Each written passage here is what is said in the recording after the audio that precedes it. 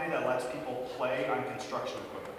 So yes, you can come out and drive an excavator, bulldozer, things like that. We started in 2012 in Hastings.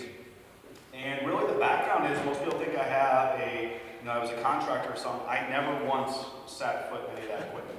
I'm a big kid at heart, that's my only qualification. And how it goes is, I have 3 boys. Years ago, we were driving by a construction site, and my oldest at the time was like, "Dad, wouldn't it be fun to go play on that stuff?" And I'm like, "Heck yeah, it would be." So next thing you know, I am joking with my brother one night about how we needed this big kids playground. And that really was the birth of the idea for Extreme Sandbox. So much easier. The idea has been simple. This is not brain surgery. Everyone tells me, "Oh, I had that idea." I'm like, well, who hasn't thought about playing on big toys like that? The execution was the difficult part. It took us about 1.5 years, 2 years to find the right site, go through all the city approvals, and get everything launched. We launched in 2012. We started really small. We just leased a construction trailer. We had 3 pieces of equipment and just did it part-time, weekends only. And that's really where the business exploded. My background, while doing that, I was at Target. So I was a full-time consultant downtown at Target, and I was doing the sandbox on the weekends. So it just got really crazy when we launched the first year. I ended up leaving Target after about 8 months to pursue the sandbox full-time, and then it's been kind of history ever since. The business is just amazed at how we've grown so quickly. And we bought the land. In the second year, we built a brand new facility there. We've added equipment, we've added toys, and we have a fire truck out there as well. Basically anything you ever dreamt about playing with as a kid, we're trying to recreate it as an adult. So, and then earlier in 2015, the opportunity for Shark Tank came up, and that started with open casting call, and I didn't go to it, but Mystic Lake Casino had a casting call, and that was really what started my process there. So, ended up appearing on Shark Tank. The show finally aired about 2 weeks ago, and now it's been crazy. We did announce we are launching a second site down in Texas that will open in April, and then my goal is to make Extreme Sandbox really a national brand. We expect to have locations in every major metro area around the country, so I would say 10 to 20 of them, and then kind of go from there. So personally, again, you heard about my boys. I'm married. I also have both of us are second marriage, so we have 5 kids total, which is kind of crazy in my house, and it goes every other week with us having all 5 kids in the house, and then 1 week with no kids in the house. So as you can imagine, it's complete. Like this week, it's complete silence in our house, and then next week it'll be like a zoo. But I love it because I'm a big kid. At heart, the oldest is 14, the youngest is 7. And then, that's really, I have a diverse background from business. I was a police officer for a while, and a lot of different things there. So that's really, I'm sure there's going to be a lot of questions that'll go down the road. Questions about my business, but I'm really here just to kind of get help from you guys on growing my brand, growing the business, getting any advice, feedback, things like that. So that's my story. Questions?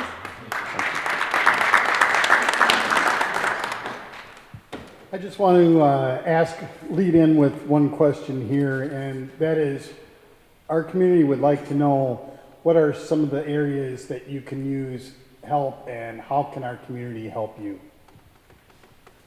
Yeah, so I think the way the community helps me is really, as a small business owner, guerrilla marketing is really all we do. It's all word of mouth. So every single person in here, if you leave here and tell people at work, tell your family, your friends, post it on Facebook, that's how we've grown. It's pretty much been organic growth through word of mouth advertising.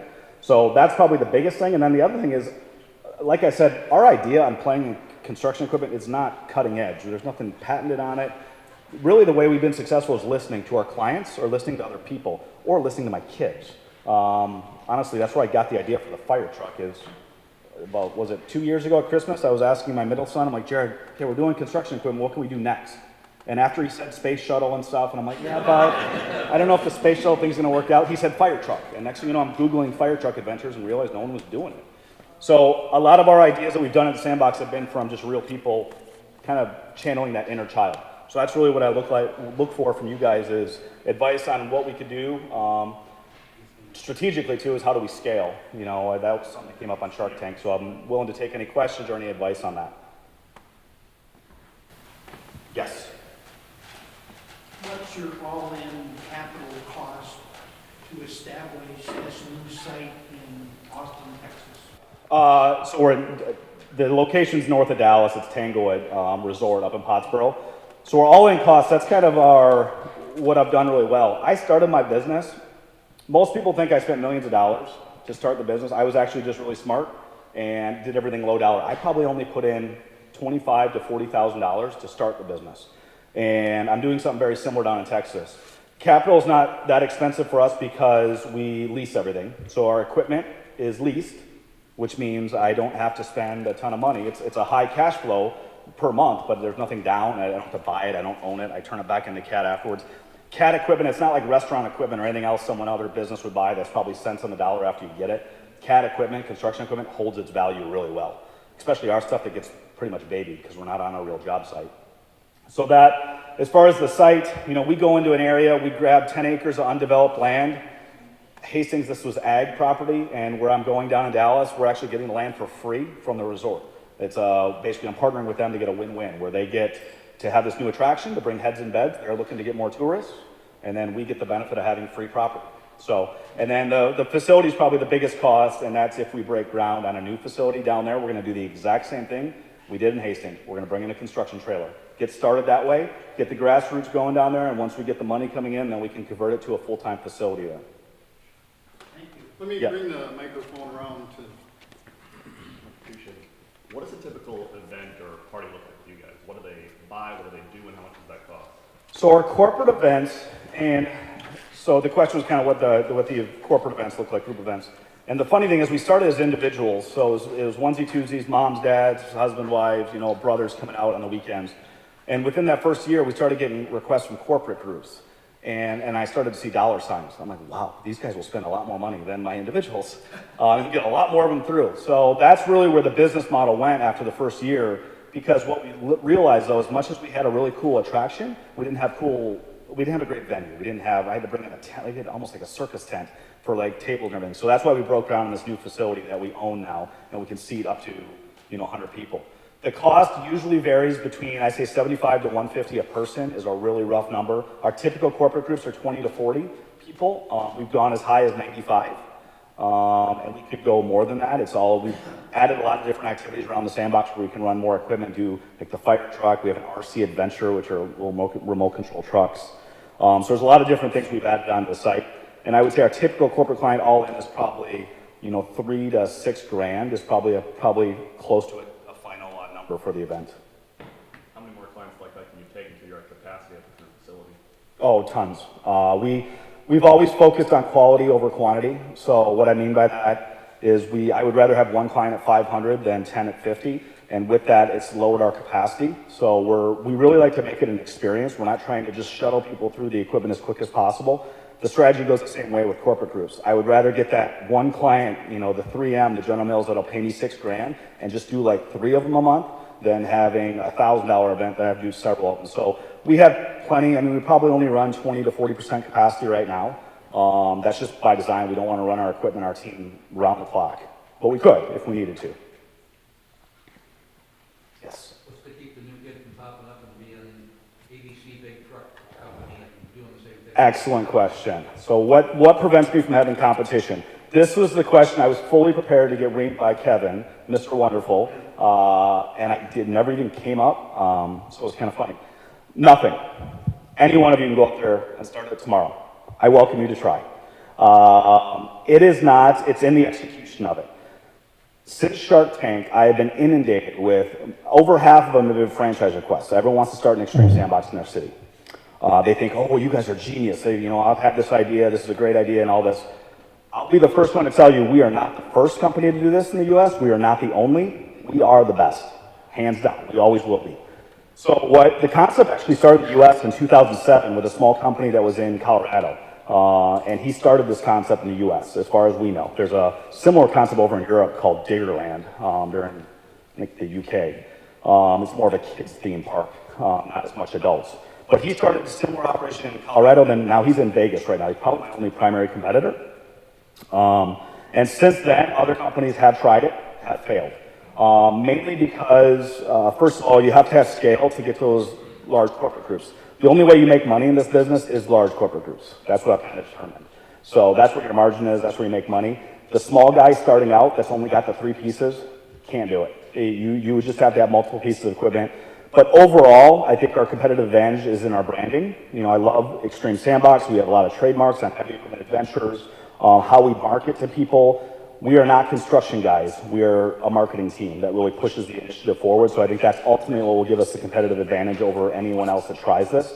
But, you know, we will see competition. We expect it. Yes. What was the outcome on Shark Tank? How's the You didn't watch the show? Did anyone? How many people did watch the show? Man? I You've never seen an episode of Shark Tank? Like oh man, he's in the front row. So the outcome, I went on the show pitching, I asked for $150,000 for 15%, and I got a deal with Mark Cuban and Kevin O'Leary for $150 for 20%. And that's what people don't realize about the show. The show and the deal are 2 separate, completely separate components. It's a handshake deal on the show, then you go into due diligence like you would do with any investor. We are still in due diligence. So I started that. The show actually, I taped with them out in June, out in LA. And then late July, sometimes when we really started the due diligence. And, you know, I'm hoping to have something wrapped up this spring with them. Even though we're in due diligence, like Mark Cuban's team has been extremely helpful. Mark himself is very responsive to his entrepreneurs. He'll shoot you an email back.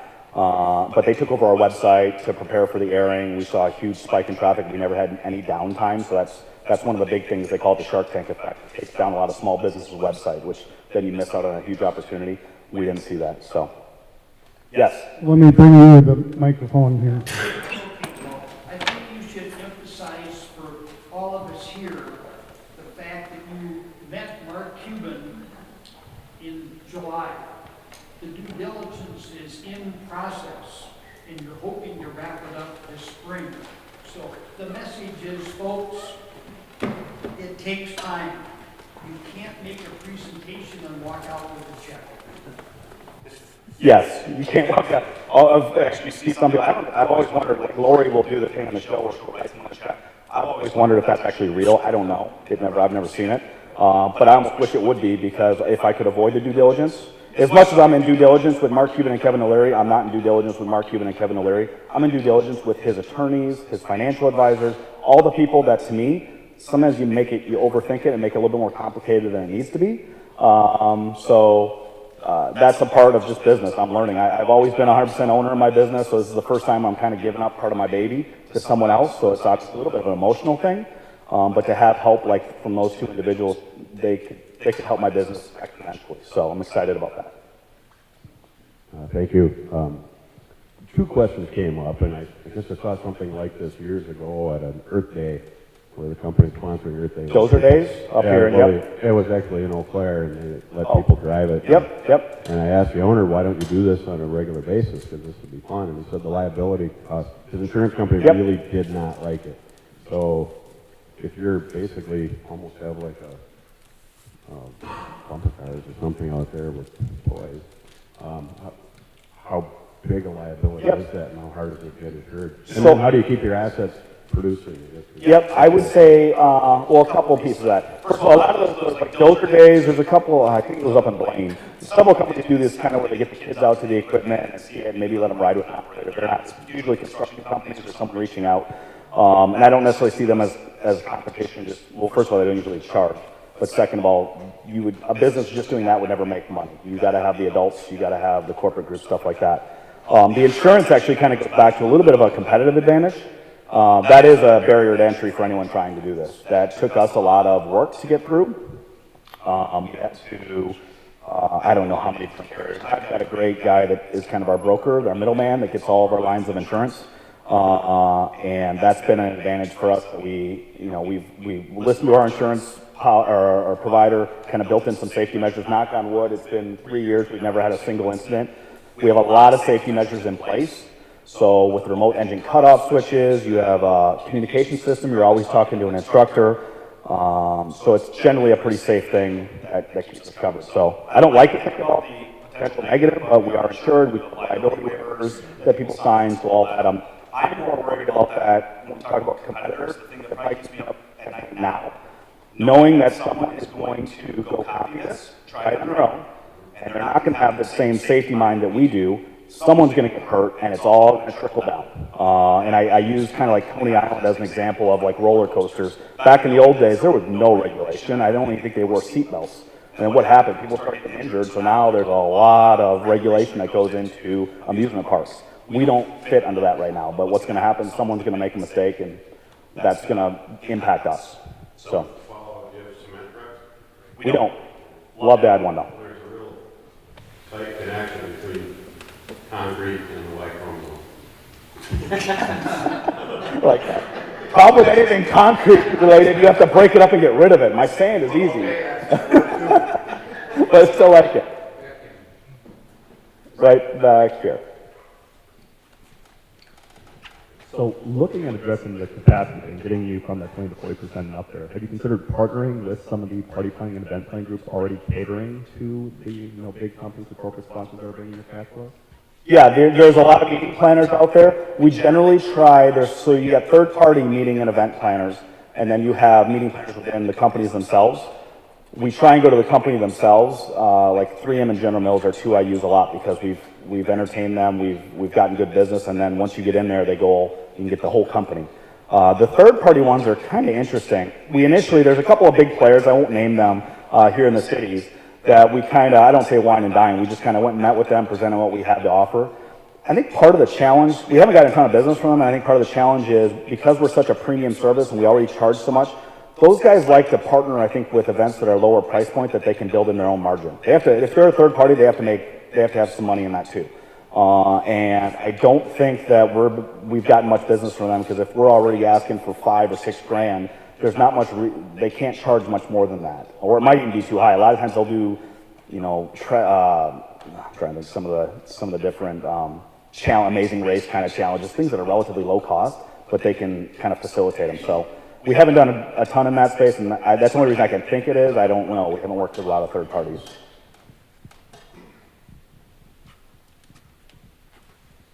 Yes. Well, hold on, Mike's back. With no competitors, how did you decide on setting your price? Did you like reverse? Well, dig this again. We were not the first, so we did have competitors from day one. I was at a high school yesterday presenting, and that question came up, and I made me pause and think, how did we come up with our prices? And I'll say the same thing I think I said then. I think a dartboard was involved. The reality is, and our prices have been the same ever since we started. We haven't changed them since day one. Dig This, the company out in Vegas, was around, so I looked at what they were charging. I never wanted to be the low-cost provider. We wanted to be the premium service, so we kind of shot higher. And a couple of reasons we did that. One, I wanted, when you start any business, sell any product, it is so much easier to lower your price than to raise it, so I always wanted to be on the high end. And that gave me some room to do some discounting. Like our first year, we did a lot of Groupons and other stuff like that. And it gave us some room to still have some margin in there. So we haven't changed it. Again, my focus has always been quality over quantity, so we want to charge a premium. That's probably the number one feedback we get from people up front, is that we're too expensive. So our entry point for an individual is $195. It's for an hour on our skid steer, and then most clients spend $300 to $500 at an individual level. Now with people telling us that, and again, we don't hear it a lot, but I do get people tell me, wow, I'd love to do it really expensive. I will tell you this though. Every single client I've actually had through the Sandbox, I have never in 3 years heard anyone tell me afterwards it wasn't worth every penny. So what that tells me, it's a marketing play. I just need to show people that we're worth that. And now we've been in business 3 years, it's been easier. Like we're the #1 rated attraction on TripAdvisor. We've got all these rave reviews. So it obviously makes it easier for someone to part with $300 to $500 when they know they're working with a premium company. But that's been a challenge for us. Oh wait, Mike's right here. Hey, Randy, I've been really impressed with how open and honest you are about your business, and especially I've witnessed a lot of entrepreneurs over the years who are very guarded, who think they have some trade secret and so forth. I'm wondering, was there ever a point where you felt like you needed to be guarded about information, and if so, what was that transition point where you're like, you know what, forget it, I'm going to just tell people what my price points are, my competitive advantages, and I'm going to go shout to the world on Shark Tank what I'm doing because who cares, I'm going to be the best.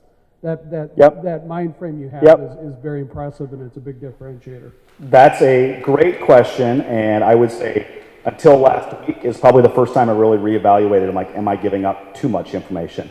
And I'll tell you some of the story behind all that. I wouldn't be here right now today if it wasn't for some of the help I've gotten from other people. So there was another company down in Florida, People at Play. They're now out of business. And when I first decided to do Extreme Sandbox, again, we've never been the first one. There was really the company in Vegas and People at Play down in Florida. And I reached out. I said, hey, I'm thinking about doing this. You know, can you help me at all? The company in Vegas, that owner, very standoffish, he wanted to protect the idea. He thought he could patent playing on heavy equipment. I'm like, dude, anyone can do that, okay? You don't own the concept of playing on heavy equipment. So he was very standoffish. The company down in Florida, Elisa Bennett, they actually had this company. She was on the Today Show back in 2011. Got huge press. Her and her husband invited me open arms down to Florida to spend the weekend with them and watch their business. Someone that clearly we could have been seen as competitors. But the reality is Elisa was the same way I was, is that yes, sure, we can be competitors or we can try and work together and both mutually benefit. So I went down there, spent the weekend. I learned a lot from them. There's a lot they're doing right, and there's a lot of things I'm like, I think we can do it better. So I took that back and I started the Sandbox, and I had always maintained contact with Elisa. When they eventually decided to close their operation, they weren't seeing the revenue. They weren't in a great location, but also they had a contracting business. So when the economy picked back up, they went where the business was. But because of that relationship I formed with her, they gave us their domain. They gave me all their Facebook. We merged, so I got a ton of business from this Florida operation that we now have. If you go to people at their old domain, actually redirects directly to Extreme Sandbox. So that's been a big one there. So I've learned a lot. And then the same thing with the guy in Vegas. Even though he hasn't been easy to work with, to me, we're in a niche industry that there's not many people that are in my shoes, so I love to learn. And even every time I'll reach out to him, right before I actually went out to Vegas, so last year I actually had a beer with him. I was like, Ed, we could be competitors. There had been some bad blood with things his team had done that I just didn't agree with ethically on how they market or things like that. And we had a beer, and I said, hey, my doors are always open. It turned into, he's still looking to get out of the business in Vegas, and potentially we were going to look at buying his operation, but it didn't work out.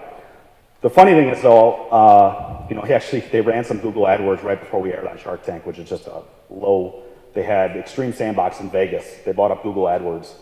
I'm like, I had a cell phone. I'm like, are you serious right now? I mean, that's a trademark term. You can't do that. So luckily we gave him some nasty grams a few hours before airtime, and he took them all down. But again, that's the kind of business person. I'm like, seriously, if that's how you're going to try and win the game, there's a lot of ways you can do it and be creative, but that's not a good one.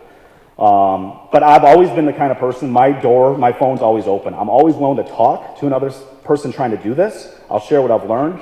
But I do, to your point, I have to start being a little bit reserved and not give out too much.